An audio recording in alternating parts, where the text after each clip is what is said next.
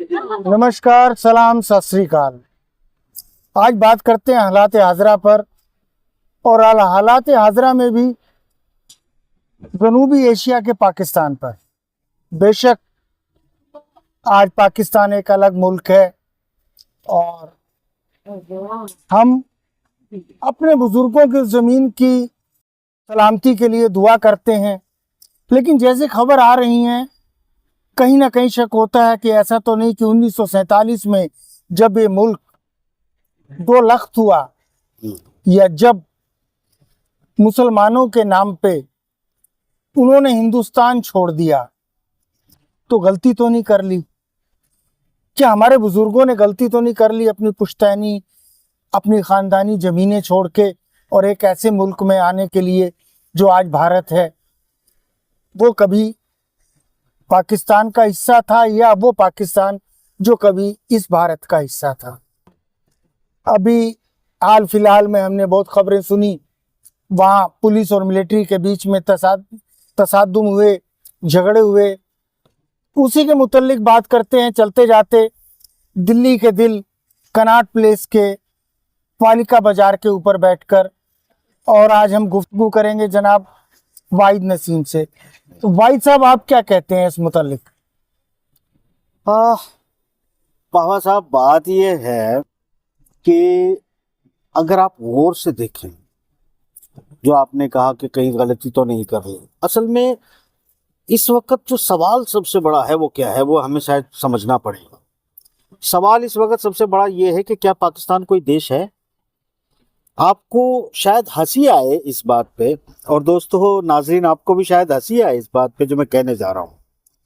Doctor साहब, बात यह है कि दुनिया के जितने भी देश हैं उनकी रक्षा के लिए, उनकी सुरक्षा के लिए, उनके तमाम तहफ़्फ़ुज़ के लिए मिलिट्री बनाई जाती है। यानी किसी भी देश के लिए मिलिट्री बनाई जाती है, फौज बनाई जाती है, ताकि वहाँ के नागरिकों की, वहाँ की सरहदों की, वहाँ की ज़मीनों की वो रक्षा कर सके। पाकिस्तान दुनिया का अकेला ऐसा देश है जो मिलिट्री के लिए बनाया गया। मतलब दुनिया के देश के लिए, देशों के लिए मिलिट्री बनाई जाती है। पाकिस्तान एक ऐसा देश है जिसे मिलिट्री के लिए बनाकर दिया गया। देखें, आप जो बात कह रहे हैं ये जुमला बार बार पूरी दुनिया ने सुना है जी, और शायद हकीकत भी यही हो। हम इस पर कोई भी अपना तबसरा या अपना तजिया नहीं करते।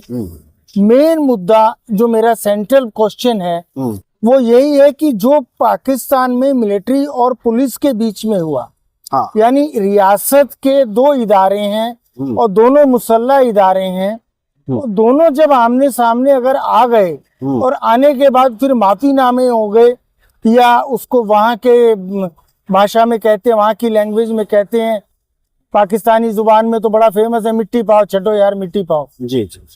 तो ये सब क्यों होता है और क्या इस तरीके के तसादुम आगे होने के चांसेस हैं? इसका मुल्क पर क्या असर पड़ेगा? देखिए डॉक्टर साहब, आपको एक बात बताता हूं। बहुत आसान है कि रिवायती तौर पर हम बात कर लें कि पुलिस ने मिलिट्री को मारा, मिलिट्री ने पुलिस को मारा, उसके बाद एक्शन नहीं हुआ, उसके बाद मिट्टी पाओ की कहानी हो गई। ये सब तो 70 सालों से चल ही रहा है। एक्चुअली मेरे ख्याल से दोस्तों, दुनिया को भी ये बात समझनी और जाननी चाहिए, और खुद पाकिस्तान के जो एक्सपर्ट है ना डॉक्टर साहब, उनको भी ये बात समझने की जरूरत है कि मैंने ये जुमला जो दूसरों ने सुना, किसी दानिश्वर ने कहा होगा कि पाकिस्तान एक ऐसा देश है जो मिलिट्री के लिए बनाया गया। ये कोई मामूली बात नहीं है। इसका एक्सप्लेन में थोड़ा सा विस्तार करता हूँ आज, मतलब इसको थोड़ा सा वसी करता हूँ भाई, उर्दू में भी समझ लें, पाकिस्तानी भी। तो इसको थोड़ा सा इसका फैलाव जो करता हूँ ना, तब आपको समझ में आएगा असल में इस जुमले का असली अर्थ क्या है। बात डॉक्टर साहब, जब ये हिंदुस्तान पाकिस्तान के बंटवारे की बात आती है तो लोगों ने सिर्फ जो है वो 1947, मोहम्मद अली जिन्ना, पंडित नेहरू, गांधी जी, ये सब कहानियों में लिपट के रह जाती है चीजें। मैं अब आपको जो बताने जा रहा हूँ वो समझे क्या है। लॉर्ड माउंटबेटन उस वक्त जो वायसराय था जब इस देश का बंटवारा हुआ, लॉर्ड माउंटबेटन ने जब वो फौज में था, अपनी यूनाइटेड किंगडम की फौज में था, उस वक्त के दौर की बात है कि उसने किताब लिखी, 1920 में किताब शुरू की, और उसने ये कोशिश की बताने की कि जो पाकिस्तान में, भारत में, यानी उस वक्त के एक हिंदुस्तान के अंदर जिस तरह मतलब वहां की बटालियन है, फौजें उन्होंने बनाई है। आप देखेगा यूनाइटेड किंगडम की फौज भारतीय फौजियों से दुनिया में सबसे बड़ी फौज इसलिए थी कि 20 से 30 लाख जो है के बीच में भारतीय फौजी उसमें भर्ती थे, जो फौजी थे किसके, यूनाइटेड किंगडम के। 10 लाख तो हमारे पंजाबी मर गए थे मैं वही वर्ल्ड वार में। यानी दुनिया की सबसे बड़ी फौज जो थी और यूके की, उसमें सबसे ज्यादा भारतीय ही थे। तो इन फौजियों का, इस बड़ी फौज का बंटवारा करना था, और बंटवारा इस तरह से करना था इस फौज का कि ये जो यहाँ पठान थे, इसमें वो दूसरी जो बटालियनें थी, मुस्लिम बटालियनें थी, उनको कैसे अलग किया जाए, सिखों, ये सारा एक, क्योंकि आने वाले दिनों में ये एक मुसीबत बनने वाली थी, आपसी तसादुम थे, ये दिक्कतें पैदा कर सकते थे, क्योंकि आप जानते हैं पठानों की बुद्धि का मामला कि वो क्या कर सकते हैं। तो बहुत कुछ सोचने के बाद अगर वो यूके के साथ निष्ठा से लड़ रहे थे, तो यूके की तरफ से लड़ रहे थे, तो अगर आने वाले दिनों में जिस तरीके से ये थोड़े थोड़े इलाकों की बात थी, कमजोर करने की जो शुरुआत थी वो हो चुकी थी। वो अलग बात है कि वो 1920 में शुरुआत उसकी लिखने की हुई, थॉट का विचार आया, उसके बाद उसको 1929 में। हाँ, ऐसा है, मैं कथा कलामी की माजरत चाहता हूँ जी। आप जियो पॉलिटिक्स के और बिटवीन दी लाइन के बीच में इतनी गहरी गहरी बातें करते हैं कि वो मेरे जैसे एक आम आदमी की समझ में नहीं आती। मैं इसके लिए माजरत चाहता हूँ आपसे, और आप इसे आप तनकीद समझ लें या जो भी कह लें जी। कम से कम मेरे ऑडियंस के लिए भी ये मेरी एक आपसे दरख्वास्त है। तो मेरी इल्तिजा है कि इतनी गहराई वाली बातें बहुत कम लोगों को समझ में आती हैं। इवन हमारे इंडिया में, हमारे भारत में भी बहुत कम लोग ये जानते हैं कि बंटवारे वर्ल्ड वार के बाद मजहब के नाम पर नहीं हुए थे। अगर मजहब के नाम पर हुए होते तो जर्मनी क्यों बंटता, कोरिया क्यों बंटता। सही बात है। बाकी वो एक साम्राज्य की या फिरंगियों की एक चाल थी, उसको हम छोड़ दें। ठीक है। मैं फिर से उसी मौजू पर आता हूँ कि जो तसादुम आज इदारों के बीच में हुआ है, इदारों की दो ताकतों के बीच में हुआ है, क्या ये इसको हम आने वाले कैंसर का फोड़ा समझें, या इसको समझें कि ये आज इलाज हो गया, या ये आम रोजमर्रा की खारिश है, चलती रहती है। नहीं, डॉक्टर साहब, आपको एक बात समझनी पड़ेगी, जो मेरे ख्याल से वो जरूरी है, आपके ऑडियंस के लिए भी जरूरी है, क्योंकि वो जब तक वो पहलू नहीं समझा जाएगा ना, तब तक आप आज के इस फोड़े को, जो कैंसर नहीं बल्कि मुकम्मल तौर पे एक फोड़ा है और एक लाइलाज फोड़ा है, जिसका इलाज जो है बहुत मुश्किल ही नहीं, नामुमकिन है। अब क्यों है वही बता रहा हूँ। देखिए, बात ये थी सीधी सीधी कि चलो एक कहानी शुरू हुई, मैं उसको बीच में छोड़ देता हूँ कि 1942 में क्या हुआ। बिल्कुल बंटवारे की नौबत आ चुकी थी, मगर वो नहीं हो पाया क्योंकि सेकेंड वर्ल्ड वॉर शुरू हो गया। उसके बाद सेकेंड वर्ल्ड वॉर के खत्म होते ने से जस्ट पहले याल्टा जो कॉन्फ्रेंस होती है, उसमें ये तय हो जाता है कि भारत को कैसे पावर उसको बांट दिया जाए, इसकी अर्थव्यवस्था को कैसे बांट दिया जाए। इस पे चलो आज हम छोड़ देते हैं सारी बातों को, हम उसी मुद्दे पे मैं ये यहाँ आना चाहता हूँ कि उस वक्त क्या था। एक मुस्तहकम फौज, यानी फौज में भी एक बड़ी तादाद जो है वो मुस्लिम्स की थी, और इसको डिवाइड करना ताकत को बहुत जरूरी था। ऊपर से एक ऐसा जमीन का टुकड़ा इस इलाके में रखना जरूरी था, जिस टुकड़े के जरिए भारतीय सब जो सिविलाइजेशन है इसको कंट्रोल किया जा सके, इसको फिर से जो है मजबूती से खड़े ना होने दिया जाए। उसके लिए एक टुकड़ा बनाना जरूरी है, और वहां एक फौज को वो टुकड़ा बना के देना है, ताकि ये जो फौजी, वफादार फौजी जो थे, बाकायदा आप पता कभी गद्दारी नहीं की है। जो भी वो बटालियन थी, मुस्लिम बटालियन, उन्होंने क्या गद्दारी की? कुछ नहीं की। गद्दारी तो हमारे सिखों ने भी नहीं की। बेसिकली अगर वो पूरे वफादार थे, हैं, आज भी है। पाकिस्तान की फौज ही नहीं है। आप बात समझिएगा, पाकिस्तान की जो फौज है उसको ये पाकिस्तान बनाकर दिया गया। इसमें बहुत सारे, फिर कभी लंबी चर्चा में डिटेल में चाहे तो बात करेंगे, किसी पाकिस्तानी को जोड़िएगा तो उनके साथ सवाल जवाब करेंगे। तो मतलब आप तो सीधे सीधे ये इल्जाम लगा रहे हैं कि जो पाकिस्तान की फौज है वो पाकिस्तान की नहीं है। नहीं, आज भी नहीं है। मैं बताता हूँ कैसे, आप समझिए ना। इसे मैं खबर समझूं या आपका तजिया? नहीं, बिल्कुल पक्का मैं डॉक्यूमेंटेशन पेश कर सकता हूँ। आप सुनिएगा पूरी बात को। देखिए, पाकिस्तान की जो फौज है उसके पहले 2 जनरल कौन थे? वो तो हमारे भी पहले अंग्रेज थे। नहीं, आपका एक जनरल तुरंत आपका जो है चेंज करके शिफ्ट हो गया था। उस हिसाब से नहीं, ये 1951 तक पाकिस्तान के जो दो जनरल थे, पाकिस्तान का एक जनरल अंग्रेज था, ब्रिटिश था, उसके बाद दूसरा जनरल ब्रिटिश था, उसके बाद अय्यूब खान को लाया गया। और अय्यूब खान को भी, अब इसमें एक इंपॉर्टेंट आपको बात बताता हूं कि जब 1948 में कबायलियों ने कश्मीर पे हमला कर दिया और कश्मीर में घुसपैठ शुरू कर दी, तो मोहम्मद अली जिन्ना ने क्या कहा? जनरल आप अपने आर्मी जनरल को कहा, आर्मी चीफ को उसे उन्होंने कहा कि भाई ये जो हो रहा है ये ठीक नहीं है, इसको रोकिए। तो उस अंग्रेज जनरल ने मोहम्मद अली जिन्ना को जवाब दिया, आप अपना काम कीजिए, हमको पता है कि ऑर्डर कहां से लेना है। ये पाकिस्तान की लाइब्रेरी में भी आपको डॉक्यूमेंटेशन मिल जाएगा, निकलवा लीजिएगा स्टेटमेंट। ये मोहम्मद अली जिन्ना का स्टेटमेंट निकलवा लीजिएगा। नहीं, एक मिनट, इसी के साथ मुझे याद आया। हाँ, तो जब हैदराबाद दक्कन हाँ, निजाम के ऊपर जब इंडिया नए भारत में ये नेहरू जी की क़यादत में, पटेल जी की क़यादत में जब हुआ था, तो क्या उन्होंने भी किसी और से ऑर्डर लिए थे? देखिए, यहाँ भारत का मामला अलग था।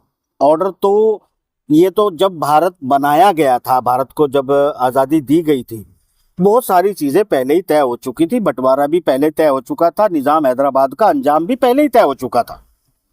अच्छा, क्योंकि आप ये मत बोलिए कि निजाम हैदराबाद की अर्थव्यवस्था उस वक्त इतनी थी, आज भी पूरे पाकिस्तान और बांग्लादेश की अर्थव्यवस्था को मिला के खाली हैदराबाद के बराबर की अर्थव्यवस्था नहीं बनती। नहीं, ऐसे तो बहावलपुर वाले भी बहुत पैसे वाले थे। सवाल ये है कि इन अर्थव्यवस्थाओं को भी तो तोड़ना था ना, इस निजाम को भी तो तोड़ना था ना, तो उनका अंजाम तो पहले ही तय हो चुका था। अब ये अच्छा, एक सवाल और उठता है जी, जैसे आप कह रहे हैं कि आज भी पाकिस्तान की फौज पाकिस्तान की नहीं है, किसी के भी इशारे पे है, चाहे वो वायरस है, चुड़ैल है, चिड़िया है, जैसे वहां के सहाफी बोलते हैं। तो अगर ऐसा है तो क्या आप मानते हैं कि पाकिस्तान को 2 लख्त करने में फौज का किरदार ज्यादा बड़ा था जब वो बांग्लादेश बना? पूरा किरदार ही फौज का था। क्या था इसका मतलब वो फौज ही अपना मुल्क तोड़ रही थी। वो बेसिकली फौज को तो मुल्क दिया ही क्या था बना के, जो है इसीलिए ना, यही वो लोगों का उनका जी जनाब आप बहुत बहुत शुक्रिया, मैं यही आना चाह रहा था। क्यों? अब आप सुन लीजिए, मेरी इल्तिजा है जी, फरमाएं। आपका मानना ये है, देखिए मैं कोई गारंटी नहीं ले रहा, खबर नहीं है, एक ख्याल है।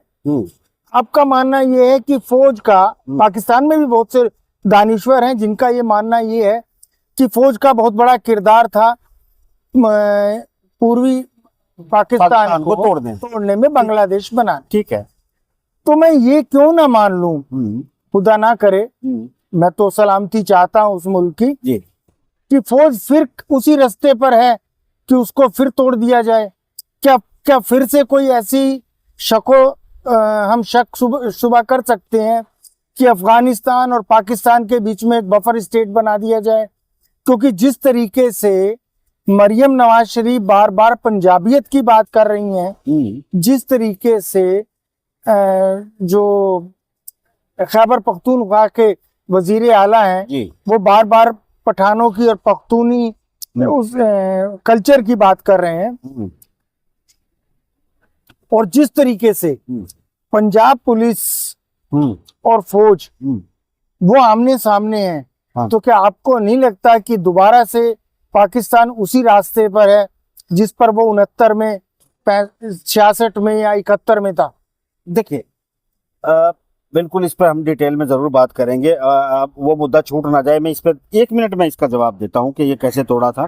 पहले तो आपको वो जवाब मैं पूरा कर देता हूं, मैं बिल्कुल आपका इसका मुकम्मल कोशिश करता हूं जवाब देने की। अच्छा, आप समझ गए मैं समझ गया आप क्या कहना चाहते हैं, मैं बिल्कुल उसका वाज़ेह जवाब दूं। हिंदी में कहते हैं अल्फाजों पे नहीं, भावनाओं पे। भावनाओं, मैं आपकी भावना समझ गया हूं, और इस पर जो असल में जो इसका कंक्लूजन आना है ना, मेरे उस जवाब के बाद ऑटोमेटिकली कनेक्ट हो जाएगा। देखो, आप समझिए बात। मैंने कहा कि पाकिस्तान की फौज को एक जो पाकिस्तान नाम का देश बनाकर दिया गया, कुछ लोग इकट्ठे करके दिए गए, उनका मानना था कि जो ये ट्राइब्स हैं, कबाइल्स हैं, और जो इस तरह के लोग हैं जो अनकंट्रोल्ड रहते हैं, उनको एक पूरा का पूरा ये टुकड़ा जो है हिंदुस्तान से अलग करके दे दिया जाए। उससे 2 फायदे होंगे। 2 फायदे ये होंगे कि भारतीय जो अर्थव्यवस्थाएं हैं जब ये ग्रो करेंगी, भले ही निज़ाम तोड़ दें, भले ही नवाबत के निज़ाम तोड़ दिए जाए, रियासतों के निज़ाम तोड़ दिए जाएं, उसके बावजूद भी ये लोग उठ खड़े होंगे और फिर ये अर्थव्यवस्था ग्रो करेगी। और ये जब अर्थव्यवस्था ग्रो करेगी, लगान लेगी, टैक्स लेगी, जीएसटी लेगी, अपने लोगों का पैसा इकट्ठा करेगी, तो इनसे वो पैसा वसूला कैसे जाएगा? इनकी जनता विद्रोह कर देगी। अगर आज ब्रिटेन कहे भैया हमने तुमको आजादी दी थी, तुम हमको लगान भेजो, तो कौन जाने देगा? कोई नहीं जाने देगा। कोई आप कहे कि ये टैक्स हमको दे दे क्योंकि हमने तुमको आजादी दी थी, तो वह कौन देगा? कोई जनता नहीं देने देगी। उसका तरीका ये था कि जब वो हथियारी लॉबी फर्स्ट वर्ल्ड वॉर से पहले ही जो तैयार हो चुकी थी, जो कफन बेचकर पैसे कमाने वाले अमेरिका में सबसे बड़े अमीर बैठे हैं, जिन्होंने लाशें बेची हैं, जिन्होंने गुर्दे बेचे हैं, जिन्होंने मतलब मानवता के खिलाफ जाके पैसा कमाया, आज दुनिया के वो सबसे अमीर बने बैठे हैं, उन्हीं लोगों ने ये प्लान कर लिया था कि इन दोनों को एक दूसरे की दहशत दिखाएंगे, इनकी जनता की प्यारी गाड़ी कमाई, मोटे टैक्स वसूली करवाकर इन्हें एक दूसरे के लिए खतरा पैदा करेंगे और इनके हथियार इनको अपने बेचेंगे और इनका सारा पैसा अपने पास लूट लेंगे, जो कि आज तक वो लूटने में सफल रहे हैं। अब एक बात पे मैं आपको बता दूं, कोई भारतीय या पाकिस्तानी लोग इतने कम टैलेंटेड नहीं है कि वो हथियार नहीं बना सकते, या वो जो पाकिस्तान की धरती में दबा हुआ तेल का खजाना है उसको नहीं निकाल सकते। ये सारी चीजें जो आप भी जानते हैं कि क्या क्या वहां दबा हुआ है, मगर चूंकि वो कंट्रोल्ड कहीं और से है और आर्मी कहीं और से कंट्रोल्ड होती है, वो अपनी ही जमीन में दबा हुआ माल नहीं निकाल सकते, क्योंकि अर्थव्यवस्था को कंट्रोल करने वाली दुनिया अलग है। ये जो छोट भैया किस्म के, माफ करना भाई, माफ करना, मैं आपको छोट भैया बोला, आप गुस्ताखी माफ करें, मगर ये जो विश्लेषक होते हैं ना, जो जिस तरह की ये बातें करते हैं, इनके कोई मायने थोड़े ही होते हैं, ये हकीकत से परे। अरे किसी ने अखबार में कुछ लिख दिया, रेडियो में कुछ बोल दिया, टीवी पे कुछ बोल दिया, फिर उस पर लड़ना शुरू हो गया। इनका विश्लेषण, तज्जिया या एनालिसिस से कोई लेना देना नहीं होता। आप जाइए, गहराई से समझने की कोशिश करिएगा पावा साहब, कि इस फौज को जो पाकिस्तान बनाकर दिया गया, वो इनको दबाए रखने के लिए, इनको कंट्रोल रखने के लिए, इनको पूरे इस खित्ते पर अपना एक पुलिस स्टेशन उन्हें कायम करना था, जिससे उन्हें अफगानिस्तान कंट्रोल करना था, चीन कंट्रोल करना था, ईरान भले ही उनके साथ था मगर एक मनोवैज्ञानिक दबाव उनके ऊपर रखना था। और यहाँ से सेंट्रल एशिया के इलाके, रशिया के, यूएसएसआर के इलाके बिल्कुल नजदीक पड़ते थे। इस पूरे में अपना एक पुलिस स्टेशन चाहिए था, जो कि एक ब्रिटेन की पुलिस की तरह जो है पाकिस्तान की फौज है, उन्होंने ब्रिटेन की वफादारी आज तक निभाई है। बट कोई अपने नेशनल हीरो को जेल में डाल सकता है क्या? कोई अपनी चलती हुई डेमोक्रेटिक सरकार को उखाड़ के फेंक सकता है क्या? कोई हर डेमोक्रेटिक सरकार को सत्ता में से गिरा के उतार के फेंक सकता है क्या? आप अपने नेशनल हीरो को फांसी दे के जो है भुट्टो बना सकते हैं क्या? ये सारी घटनाएं जो है वो इस तरह की है कि जो वहां डेमोक्रेसी की बात करता है, डेमोक्रेटिक वैल्यू की बात करता है, जैसे कि मुजफ्फर रहमान ने की थी, वो उसी तरह की बात करते हैं सर। ये वो इस इलाके को भी तोड़ देते हैं, उन लोगों को भी तोड़ देते हैं और पूरा खत्म करके दोबारा वो वही उनको एक अच्छे गुलामों की तरह रखते हैं। और ये काम ब्रिटेन की वफादार फौज जो पाकिस्तान जिन्हें दिया गया है बना के, वो अपने पुलिस स्टेशन के एरिया, वो उसको मानते हैं जिसे पाकिस्तान कहते हैं, तो वो अपने एरिया में जो कंट्रोल सिस्टम चला रही है पाकिस्तान की फोर्सेस, उन्होंने पाकिस्तान की भलाई के लिए कोई काम नहीं किया। वरना भारत से ज्यादा जरखेज जमीन उनके पास क्या नहीं है, वो सारी चीजें होने के बावजूद कभी पाकिस्तान ने ग्रो क्यों नहीं किया? 1958 तक दुनिया की सबसे तेजी से बढ़ती हुई अर्थव्यवस्था पाकिस्तान बन गया, फिर अचानक उसको जो है वापस बैकवर्ड उसी इलाके में लाके क्यों छोड़ दिया कि वो भीख मंगे हो गए? तो ये सारी के सारे काम ब्रिटेन की वफादार पाकिस्तान की फौज ने किया। जो पाकिस्तान की फौज, जिसे पाकिस्तान नाम का एक मोहल्ला देश बना के दिया गया है, ये सीधी सी कहानी है। हमारे पाकिस्तानी दोस्त कहते हैं कि, दोस्त तो नहीं, वहाँ के सियासतदान जरूर ये कहते हैं जब उन्हें मौका मिलता है कि कश्मीर उनकी शाहरग है। और हमारे मुल्क के जो हमारे राइट विंग वाले हैं, हमारे बीजेपी वाले हैं, वो कहते हैं कि पाकिस्तान इनकी शाहरग है। हमारी तो खैर रूह बस्ती है क्योंकि हमारे बुजुर्गों की जमीन रही है जी। लेकिन आप उनमें से हैं जिनके बुजुर्गों ने हिजरत को फरारी समझ के और अपनी मिट्टी को नहीं छोड़ा। जबकि मैं बेहतर तरीके से जानता हूं कि जितने भी पीरजादा हैं ये सब आपके आस पड़ोस, हाँ, मेरे घर से गए हैं, सब कांधला कहराने के भागे हुए हैं जो पाकिस्तान पे राज कर रहे हैं। तो जब भी हम इस मुद्दे पे बात करते हैं बहुत तवील हो जाती है। हाँ। और हमारे यहाँ कहते हैं कि हरि अनंत हरि कथा अनंता, जैसे खुदा की इबादत कभी खत्म नहीं होती, ऐसे ही कम से कम सियासत में और रियासत में पाकिस्तान का मुद्दा खत्म नहीं होता। तो इससे पहले कि हमारी बातचीत और तवील हो, हम यकीन दिलाते हैं इंशाल्लाह ताला हम इसी मौजू पर एक बहुत सी लंबी सीरीज और रेगुलर सीरीज करेंगे, क्योंकि अल्हम्दुलिल्लाह मैंने पाकिस्तान को बहुत नज़दीक से देखा है। मोहब्बत से देखा है और बहुत वक्त गुजारा है। हाँ भी ये और- मैं भी माफ करना गुस्ताखी। और ये वो हैं मैं जो पाकिस्तान की तरह मुंह करके भी नहीं सोते। नहीं नहीं डॉक्टर साहब, आपको एक बात मैं माजर के साथ आप कहना चाहता हूँ। देखिए डॉक्टर प्रमोद पावा ने पाकिस्तान में एक तवील एक मुद्दत गुजारी है, इवन अफगानिस्तान तक के दौरे किए हैं और वहाँ की ज़मीन को समझते हैं। और बहुत सी बातें ऐसी होती हैं जो हम पशे पर्दा होती है, बहुत ज़्यादा नहीं कही जा सकती। इसमें भी बहुत से राज रख लिए हैं, मगर एक बात बहुत वाज़ेह है कि पाकिस्तान की फ़ौज कभी पाकिस्तान की फ़ौज थी ही नहीं, है ही नहीं, हो ही नहीं। और ये जब भी ब्रिटेन के और अमेरिका के इंटरेस्ट के खिलाफ कोई काम यहाँ की जनता, यहाँ का लीडर कोई भी करेगा, ये उसे उठा के मार देंगे, जेल में डाल देंगे, उसका कुछ भी करेंगे, मगर पाकिस्तान को यहाँ डिप्लोमेटिकली आज़ादी, रियल फ्रीडम, रियल आज़ादी वो कभी होने नहीं देंगे। क्योंकि पाकिस्तान की फौज ब्रिटेन की वफादार फौज है और पाकिस्तान की, क्योंकि ब्रिटेन डायरेक्ट किसी को एग्जीक्यूट नहीं करता है। जो अमेरिका के अंदर जो लोग बैठे हैं, जो ब्रिटिश हैं, जिनके पूरे के पूरे एम्पायर जो है वो ब्रिटिश में है, और ब्रिटेन ने अपने जिस तरह से एक फौजी अड्डे की तरह जो है अमेरिका को बनाया है, इसी तरह वहां के जरिए पाकिस्तान को कंट्रोल किया जाता है। पाकिस्तान दुनिया का एक बहुत बड़ा धोखा है। पाकिस्तान की जमीन का हमेशा दुनिया की बुराइयों के लिए इस्तेमाल हुआ है। वो चाहे गल्फ करता हो उसका इस्तेमाल, चाहे पश्चिमी जगत करता हो, चाहे खुद पाकिस्तान की फौज करती हो, कभी भी दुनिया में पाकिस्तान का भलाई के लिए, अच्छाई के लिए कोई काम इस्तेमाल नहीं हुआ है और आगे होने की संभावना भी मुझे नजर नहीं आती है। क्योंकि वहां की जनता चाहकर भी अब वहां ब्रिटेन की फौज से अपना देश नहीं छुड़ा सकती, मेरा यह मानना है। आप क्या कहते हैं, बताएं। अगली बार इसके बारे में बात करेंगे। आज इतना ही। मौला आपको सलामत रखे, खुश रहें। शुक्रिया शुक्रिया। अल्लाह। चलिए शुक्रिया।